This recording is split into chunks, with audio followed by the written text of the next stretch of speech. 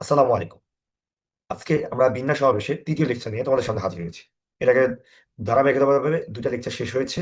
একটি ছিল শব্দ গঠন, অপরটি ছিল সংখ্যা গঠন। সো আজকে আমরা 3 নম্বর লেকচার নিয়ে কথা বলবো তোমাদেরকে। ওকে, কথা না বাড়িয়ে আমরা প্রবলেমটা দেখি।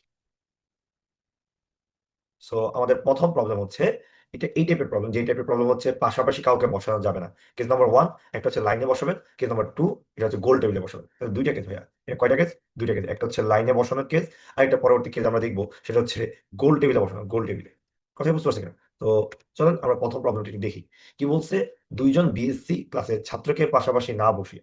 ভাইয়া মাথায় রাখবো, আমাদেরকে কখনো যদি বলা হয় পাশাপাশি তাদেরকে বসানো যাবে না, তাহলে আমরা তাদেরকে পরে বসাবো। কথাই বুঝতে পারছি কিনা? লাইনের এই টাইপের কোশ্চেন যদি যাদের পাশাপাশি বসানো যাবে না, যাদের পাশাপাশি বা দুইজনকে একসাথে বসানো যাবে না, পাশাপাশি বসানো যাবে না, যাবে না, তাদেরকে পরে বসাবো। তাদেরকে কখন বসাবো? পরে বসাবো।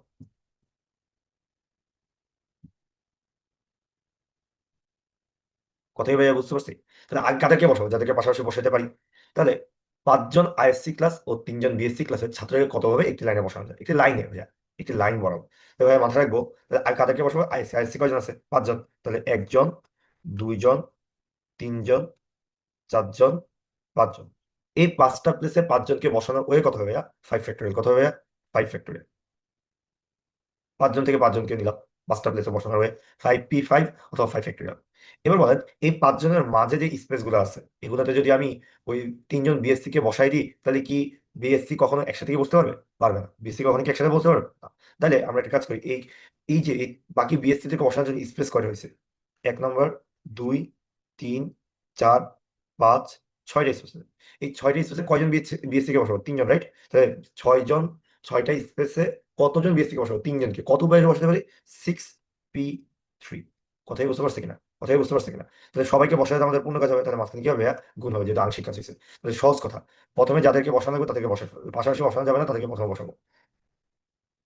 যাদেরকে পাশাপাশি বসানো যাবে তাদেরকে প্রথমে বসাবো। যেমন আইসি কয়জন আছে? 5 জন। তাহলে আমাদের কত হতে হবে? 5 ফ্যাক্টরিয়াল। তার চেয়ে একটা বেশি স্পেস ক্রিয়েট হবে, তাহলে 5 জন থেকে 6টা স্পেস ক্রিয়েট হবে। সেই 6টা স্পেসে বিএসসি আছে কয়জন? 3 জনকে বসানোর ওয়ে কত?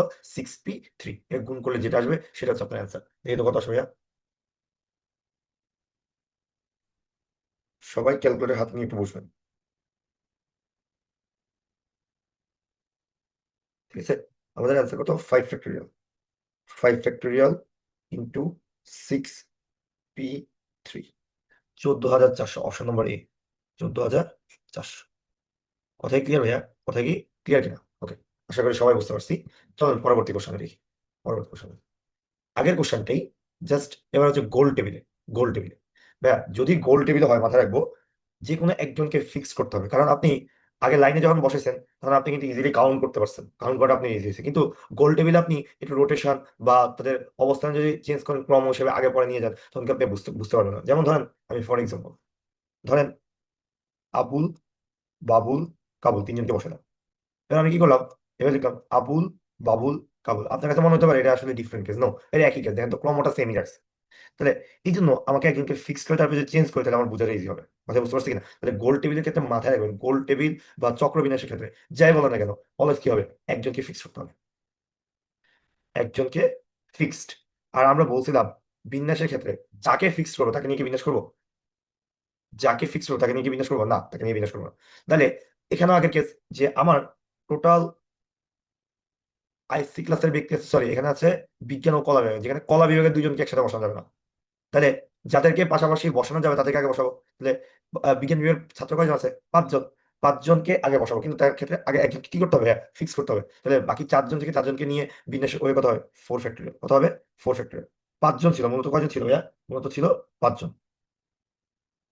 মূলত কজন ছিল? 5 জন। 5 জন থেকে যেহেতু একজনকে ফিক্স করতে হয়েছে, একজনকে ফিক্স করতে হয়েছে, তাহলে ওই একজনকে বাদ দিয়ে ফ্যাক্টরিয়াল করতে হবে। এই 5 জনকে যখন বসাবেন তাদের মাঝে স্পেস কয়টা ক্রিয়েট হবে? স্পেস কয়টা ক্রিয়েট হবে? 5টাই। মাথায় রাখবেন, 5টাই। কেন? কারণ দেখেন একটু খেয়াল করেন, 1, 2, 3, 4, 5। দেখেন তো, একটা, দুইটা, তিনটা, চারটা, 5টাই। কারণ আগে তো শেষে আর প্রথমে দুইটা ছিল, একটা একটা, কিন্তু এখানে দুইটাতে একটা হয়ে গেছে এই জন্য। তাহলে 5টা স্পেসে, বাকি 5টা স্পেসে কয়জন কলা বিভাগে বসাবেন? 3 জনকে। কত হইতে বসাতে পারেন? 5p3। মাঝখানে কি হবে? গুণ হবে। তাহলে সহজ কথা, মানে একজনকে ফিক্স করবো, একজনকে ফিক্স করে তাকে বাদ দিতে হবে, তাহলে 4 ফ্যাক্টরিয়াল, রাইট? তার চেয়ে একটা বেশি স্পেস ক্রিয়েট হবে, 4 ফ্যাক্টরিয়াল এখানে যত থাকবে তার থেকে একটা বেশি স্পেস ক্রিয়েট হবে আগের মতো, তাহলে সেটা কত? 5। বাকি ওই 5টা স্পেসে কয়জন মানুষকে বসাবেন? 3জনকে, কত হয়ে যায়? 5p3। দেখতে কত আসছে স্যার? সবাই একটু দেখেন তো কত আসে। 4 ফ্যাক্টোরিয়াল ইন্টু 5p3, এটা হচ্ছে 1440, মানে অপশন নম্বর সি। ক্লিয়ার ভাইয়া? ক্লিয়ার ভাইয়া? আশা করি বুঝতে পারছি।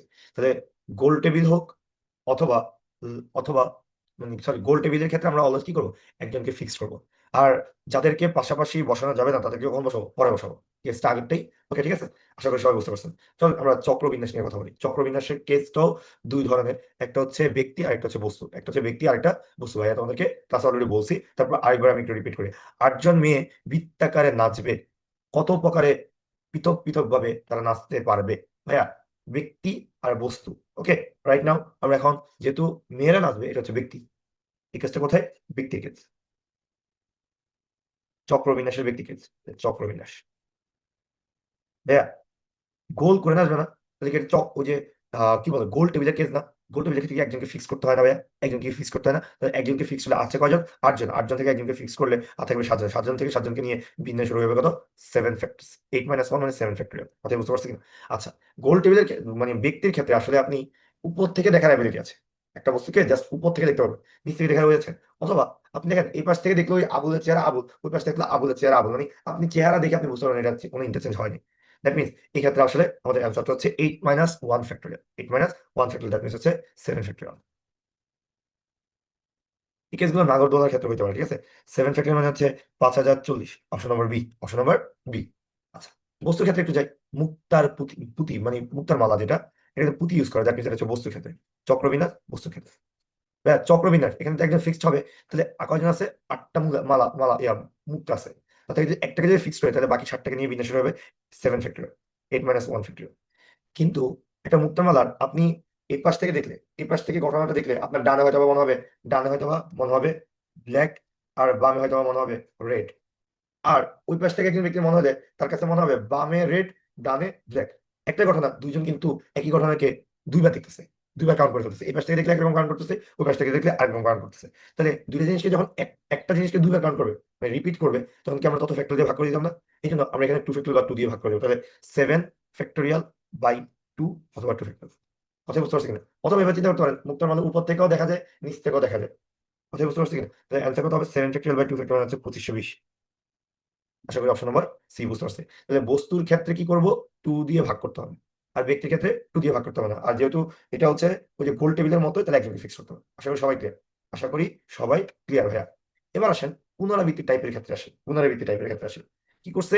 এক ব্যক্তি তার বাবাকে কল দিতে যায়, তার শেষে 3টা ডিজিট ভুলে গেছে। তাহলে কত প্রকার সে চেষ্টা করলে একবার হলেও সংযোগ হবে? কোথায় বুঝতে পারছি কিনা? তাহলে আমাদের কাজ হচ্ছে তার টোটাল 11টা ডিজিট ছিল, কিন্তু শেষের 3টা ডিজিট সে ভুলে গেছে। তাহলে আমাদের 3টা ডিজিট নিয়ে কাজ করা। একটু খেয়াল করেন, আমরা এখানে যখন ফোন নাম্বারে অঙ্ক ব্যবহার করি, 0 থেকে 9 পর্যন্ত অঙ্কগুলোতে ব্যবহার করি, রাইট? কয়টা অঙ্ক এখানে আছে? টোটাল 10টা অঙ্ক আছে। এবার একটু খেয়াল করেন, আমার কি ফোন নাম্বারে একাধিক নাম্বার, মানে কারো নাম্বার এরকম থাকে না 777, মানে 3টা 7 থাকতে পারে। কারো নাম্বার এরকম থাকতে পারে 777 থাকতে পারে না, অথবা 55 এরকম থাকতে পারে না। দ্যাট মিনস একই নাম্বার বারবার ইউজ করা যাবে। এই ঘটনাটা হচ্ছে কোন টাইপ? পুনরাবৃত্তি টাইপ। কোন টাইপ? পুনরাবৃত্তি। ওকে ভাইয়া, তাহলে আপনার অঙ্ক আছে কয়টা? 10টা। 10টা থেকে যে কোনো একটাকে প্রথম করে বসানোর ওয়ে কত হবে? 10টা উপায়। কথাই বুঝতে পারছি কিনা? কারণ আপনি চাইলে শূন্য করে বসাতে পারেন, 1 2 এভাবে চেষ্টা করতে পারেন। তাহলে একটা তো বসে গেছে, ওইটা আর ব্যবহার করা যাবে না? হ্যাঁ করা যাবে, কারণ যেহেতু ফোন নাম্বার। তাহলে আরো আছে কয়টা? 10টা আছে। 10টা থেকে যে কোনো একটাকে দ্বিতীয় ঘরে বসানোর ওয়ে হবে 10। এবার যে কোনো একটা আরেকটা বসে গেছে, কিন্তু আবার ব্যবহার করা যাবে, তাহলে ওই 10টাই আছে। 10টা থেকে যে কোনো একটা বসানোর হবে 10। এই সব জিনিস ইউজ করার পরে তো আপনার পুরা মানে কল যাওয়ার সম্ভাবনা থাকবে। দ্যাট মিনস আপনার এটা হচ্ছে আংশিক কাজ, আংশিক কাজ, আংশিক কাজ, তাহলে মাঝখানে গুণ হবে। তাহলে 10 × 10 × 10, অ্যান্সার হচ্ছে 10 কিউব। তাহলে প্রায় 1000 বার আপনি চেষ্টা করতে পারেন। 10 কিউব, অপশন নম্বর এ। আশা করি বুঝতে পারছেন। আশা করি সবাই বুঝতে পারছেন। কারণ তিনি শেষের 3টা ডিজিট ভুলে গেছে, এই জন্য আমরা 3টা ডিজিট নিয়ে কাজ করছি। আর একটা নাম্বার একবার ইউজ করলে আবার ইউজ করতে পারবে, এই জন্য বারবারই তার কাছে 10টা উপায় আছে। বারবারই তার কাছে 10টা উপায় আছে। আশা করি সবাই ক্লিয়ার। তাহলে অ্যান্সার হচ্ছে নাম ডাটা, মানে টোটাল হচ্ছে, এটা শর্টকাট ইউজ করতে পারেন যে 10 টু দি পাওয়ার, যেহেতু এখানে টোটাল ডিজিট মানে আমি 10টা ডিজিট ইউজ করতে পারি। আর উপরে হচ্ছে টোটাল কতগুলো ডিজিট আপনি খালি ভুলে গেছেন, মানে ডিজিট নাম্বার, ডিজিট সংখ্যা, ডিজিট, আমি ডিজিট লিখে নিচ্ছি, ডিজিট ডিজিট সংখ্যা। আর এখানে হবে 10 10 কেন? ওই যে অঙ্ক আছে 10টা, ঠিক আছে? এটা আপনি শর্টকাট ইউজ করতে পারেন। পরবর্তী আসেন, এগুলো আসলে কিছু শর্টকাট আছে, আমি আগে একটু ব্যাখ্যামূলক বলি। একটি প্রেসিডেন্ট পদের জন্য কয়জন প্রার্থী? 3জন প্রার্থী। ধরেন একজন হচ্ছে ফিজিক্সে দাঁড়াইছে, একজন হচ্ছে কেমিস্ট্রি দাঁড়াইছে, একজন বায়োলজি দাঁড়াইছে। আবুল দাঁড়াইছে ফিজিক্সে, বাবুল দাঁড়াইছে হচ্ছে কেমিস্ট্রিতে, কাবুল দাঁড়াইছে হচ্ছে বায়োলজিতে। দাঁড়াইলো, কতজন ভোটার আছে? 5জন ভোটার। কতভাবে ভোট দেওয়া যেতে পারে? তাহলে ভোটার হচ্ছে কয়জন? 5জন। একজন, প্রথম ভোটার আবুল, ধরুন প্রথম ভোটার আবুল ধরেন, আচ্ছা আবুল না, প্রথম ভোটার হচ্ছে জরিনা বেগম ধরেন। দ্বিতীয় ভোটার কুলসুমা বেগম। তৃতীয় ভোটার মর্জিনা বেগম। চতুর্থ ভোটার হাফসা বেগম। পঞ্চম ভোটার নাজমা বেগম। তাহলে এই হচ্ছে 5জন ভোটার। একটু বলেন তো, প্রথম ভোটারের কাছে কয়টা অপশন আছে? সে চাইলে প্রথম প্রার্থীকে দিতে পারে, সে চাইলে দ্বিতীয় প্রার্থীকে দিতে পারে, সে চাইলে তৃতীয় প্রার্থীকে দিতে পারে। এখানে না ভোটে কোনো ওয়ে নেই, একাধিক ভোট দেওয়া যাবে না, ভোট চুরি করা যাবে না বাবা। এখানে হালাল ভাবে ভোট হবে। আবার হ্যাঁ, এখানে অনেকের প্রশ্ন থাকে, ভাইয়া তাহলে কি আবুল বাবুল কাবুলকে ভোট দিতে পারবে? না, আবুল বাবুল কাবুল দিতে পারবে না, কারণ তারা তো প্রার্থী, তাদেরকে আমরা এখানে রাখবো না ভোটার। আমরা বাইরে যে যারা থাকবে, ভোটার থাকবে, তাদেরকে ভোট দেওয়া হবে। তাহলে জরিনা বেগমের কাছে অপশন আছে কয়টা? 3টা। এবার আমাকে বলেন, কুলসুমা বেগমের কি অপশন 3টা না? 3টা। মর্জিনা বেগমের কাছে 3টা, হাফসা বেগমের কাছে 3টা, নাজমা বেগমের কাছে 3টা। তাহলে এই যে সবাই যখন ভোট দিবে, তখন তো আমাদের পূর্ণ কাজ হবে। দ্যাট মিনস আমাদের অ্যান্সারটা হবে 3 টু দি পাওয়ার 5। একটু ভালোভাবে খেয়াল করেন, 3 এটা কি ছিল? 3 ছিল প্রার্থীর সংখ্যা, 3 ছিল প্রার্থীর সংখ্যা, আর 5 ছিল কি? ভোটারের সংখ্যা। তাহলে যারা প্রার্থী, তারা কি একাধিক ভোট গ্রহণ করতে পারে না? তাহলে আমরা বলতে পারি বেজে যে থাকবে, সে একাধিক গ্রহণ করতে পারবে, একাধিক গ্রহণ করবে। আর পাওয়ারে যে থাকতেছে ভোটার না, ভোটার সংখ্যা 5 না, ভোটার সংখ্যা 5 কি না? তো 5 যেহেতু ভোটার সংখ্যা, ভোটার কি একাধিক ভোট দিতে পারবে? না, তাহলে একাধিক যে দিতে পারবে না, একাধিক দিতে পারবে না। তাহলে আমাদের অ্যান্সার কত? 3 টু দি পাওয়ার 5। আশা করি সবাই বুঝতে পারছি। শর্টকাটে মনে রাখবো, বেজে থাকবে একাধিক যে দিতে গ্রহণ করতে পারবে, আর উপরে হচ্ছে একাধিক যে দিতে পারবে না। কথা বুঝতে পারছি কিনা? নিচে থাকবে একাধিক গ্রহণ করতে পারবে, আর উপরে থাকবে একাধিক গ্রহণ করতে পারবে না। পরবর্তী কোশ্চেনে যাবে। একই টাইপের কোশ্চেন। একটু খেয়াল কর, 3টি পুরস্কার। একটা পুরস্কার দেওয়া যাবে তার সততার জন্য, একটা হচ্ছে তার ক্রিয়া প্রতির জন্য, একটা হচ্ছে সাধারণ উন্নতির জন্য, মানে সে মানসিকভাবে উন্নতি হচ্ছে। তো 10জন ছাত্রের কতভাবে পুরস্কার দিতে পারে? ভাই এখানে বলেন, একজন ছাত্র কি একাধিক একাধিক পুরস্কার গ্রহণ করতে পারে কিনা? হ্যাঁ পারে, সে চাইলে 3টে গ্রহণ করতে পারে। তাহলে একজন ছাত্র চাইলে কিন্তু একাধিক পুরস্কার গ্রহণ করতে পারে। তাহলে প্রত্যেক ছাত্রের কাছে কতগুলো অপশন? প্রত্যেক ছাত্রের কাছে কতগুলো অপশন? 3টা অপশন, রাইট? প্রত্যেক ছাত্রের কাছে 3টা অপশন। অথবা 3টা অপশন নেওয়ার জন্য কতজন ছাত্র আছে? প্রথমটা নেওয়ার জন্য কতজন ছাত্র আছে? 10টা। দ্বিতীয় জন নেওয়ার জন্য 10টা, তৃতীয় জন নেওয়ার জন্য 10টা। ভাই আমরা শর্টকাটে একটা কথা বলে ফেলি, শর্টকাটে অ্যান্সারটা হচ্ছে এরকম, যে একাধিক নিতে পারে যেহেতু হচ্ছে ছাত্র, তাহলে নিচে থাকবে 10। আর পুরস্কার একাধিক গ্রহণ, মানে একটা পুরস্কার একাধিক ছাত্র গ্রহণ করতে পারে না, তাহলে পুরস্কার হচ্ছে একাধিক গ্রহণ করতে পারে না, তাহলে উপরে থাকবে হচ্ছে পুরস্কারের সংখ্যা কয়টা? 3টা। তাহলে আমাদের অ্যান্সার হবে 3 টু দি 10 টু দি পাওয়ার 3। এটা ব্যাখ্যা বলি। ধরেন প্রথম পুরস্কার নিতে পারে, তার জন্য অপশন কয়টা? 10টা। হয় প্রথম ছাত্র, দ্বিতীয় ছাত্র, এভাবে। দ্বিতীয় পুরস্কার নিতে পারে 10টা অপশন, তৃতীয় পুরস্কার নিতে পারে 10টা অপশন, সবগুলো পুরস্কার নিতে আমাদের পূর্ণ কাজ হবে। অ্যান্সার হচ্ছে 10 টু দি পাওয়ার 3। এভাবে হচ্ছে ব্যাখ্যামূলক। আর শর্টকাট হচ্ছে ওই যে একাধিক যে নিতে পারে, আর উপরে একাধিক যে নিতে পারে না। সহজ কথা, ঠিক আছে কিনা? কত পরে আসেন, 10টি চিঠি 5টি পোস্ট অফিস এ কতভাবে পাঠানো যাবে? ভাইয়া এটা কিন্তু ওই যে চিঠি লিখেছে বুয়া আমার ভাঙা ভাঙা হাতে, ওই চিঠি না কিন্তু, ঠিক আছে? ওকে, তাহলে মাইন্ড ইট, এটা হচ্ছে ওই চিঠি যে চিঠি আসলে জায়গা মতো যাবে আর কি। আবার এটা করেন না, এটা আবার করেন না। আপনি চিঠি দিচ্ছেন জরিনা বেগম রে, চলে গেছে সময় কুলসুম বেগমকে, তাহলে কিন্তু সমস্যা আছে, সংসার অসুখ হয়ে যাবে। এখন আমাকে বলেন, একটা ডাক অফিস বা একটা পোস্ট অফিসে একাধিক চিঠি পাঠানো যায় কিনা? একাধিক চিঠি পাঠানো যায় কিনা? হ্যাঁ যায় ভাইয়া। একটা পোস্ট অফিস একাধিক চিঠি নেয়। পোস্ট অফিস আছে কয়টা? পোস্ট অফিস আছে হচ্ছে 5টা। তাহলে যে একাধিক নিতে পারে সে হচ্ছে বেজ। আর কতগুলো চিঠি আছে ভাইয়া? 10টা। তাহলে কত হতে পাঠাতে পারবেন? 5 to the power 10। 5 to the power 10, option number B. Option number B. আশা করি সবাই ক্লিয়ার, আশা করি সবাই ক্লিয়ার। পরবর্তী আসে, 3টি আঙ্গুলে 5টি ভিন্ন আংটি, এটা আংটি হবে বা রিং, কত রকমের পড়ানো যাবে ভাইয়া? একটা আঙ্গুল 3টি আঙ্গুলে 5টি আংটি। বলেন তো, আপনি বিয়ে করতে গেছেন, এখন আপনাকে অনেকগুলো গিফট করছে, তো আপনি খেয়াল করছেন কিনা, দুই আঙ্গুলে কিন্তু একটা আংটি পড়তে পারেন না, দেখেন। আংটি একাধিক আঙ্গুল নিতে পারে না। তাহলে একটা আঙ্গুলে কিন্তু একাধিক আংটি পড়তে পারেন, একটা আঙ্গুলে কি করতে পারেন? একাধিক আংটি পড়তে পারেন। যে আপনার আঙ্গুল আছে কয়টা? 3টা। তাহলে যে একাধিক নিতে পারে সে কোথায় থাকবে? নিচে। তাহলে আঙ্গুল একাধিক নিতে পারে, আঙ্গুল থাকতে পারে নিচে। আর আংটি আছে কয়টা? 5টা, একাধিক নিতে পারেন উপরে। তাহলে অ্যান্সার হচ্ছে 3 two the power 5। 3 two the পাওয়ার 5 কত আসবে ভাইয়া? 3 টু দি পাওয়ার 5 অ্যান্সার হচ্ছে 243। ইয়াল্লা নাই, এ ভাই অপশন, এখানে অপশন ভুল আসছে, 243 হবে, ঠিক আছে? এখানে অপশন ভুল, ভুল, ভুলে ভরা আমার জীবন, ভুলে ভরা অপশন। কোথায় যাবো আমি? আচ্ছা, লাস্ট ওয়ান কোশ্চেন, 3টি ফুটবল খেলার ফলাফল কত উপায় হতে পারে? ভাইয়া বলেন তো, একটা ফুটবল ম্যাচের অপশন কি কি হতে পারে?